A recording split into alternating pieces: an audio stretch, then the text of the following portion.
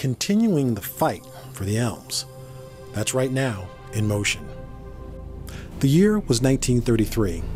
World War I was over, and events that would start World War II had already been set into motion, and a small land-grant college in central Pennsylvania was quietly forging its way in the New World. With only 4,600 students on a campus that was a fraction of what would become present-day Penn State, campus planners were making important changes to the physical plant.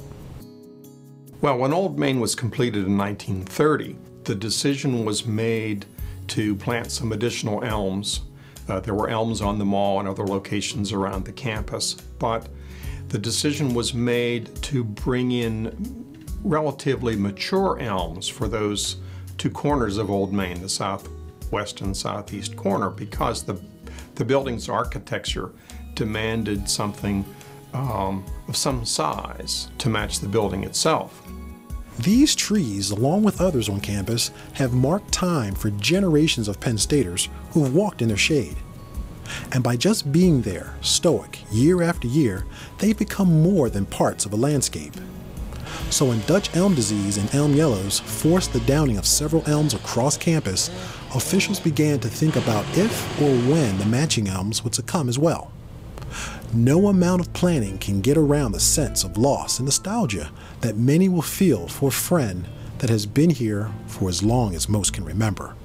I like to think of the elm trees as witness trees, and so they have seen, in terms of Penn State history, 8 university presidents over 80-some years.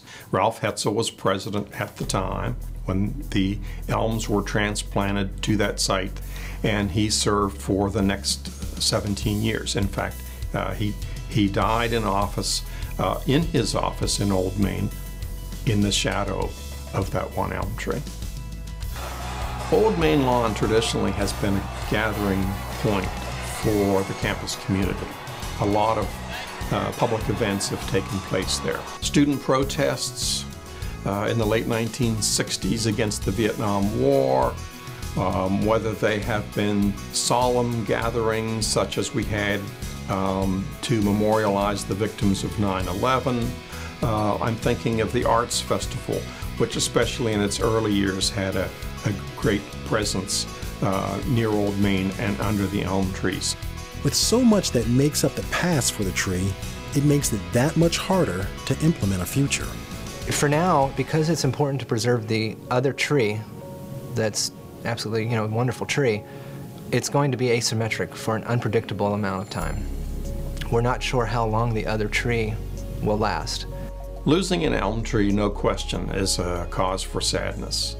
At the same time, I think it's also an opportunity for a new tradition, a new look, perhaps, that can complement Old Main in a different way. I realize that it's a long-term decision. And in fact, I kind of draw on the philosophy of Native Americans and the idea of a 7th generation approach.